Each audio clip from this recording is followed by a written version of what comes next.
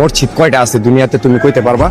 না। হ্যাঁ, তাহলে তুমি যে বললা আমার মসজিদে যেতে, সারা দুনিয়ার ভিতরে মসজিদ আছে দুইটা, মসজিদ আল-আকসা, মসজিদে নববী, যেটা আমার আল্লাহ 30 পারা কোরআনে 6666 আয়াতের ভিতরে বলছে, 114 খানা সূরার ভিতরে।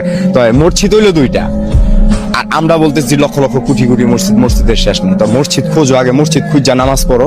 মানুষ দেখা এমন ইমাম, যে ইমামের পিছনে নামাজ পড়তে হইব, যে বেতনভুক্তদারির পিছনে কোনোদিন নামাজ হবে না।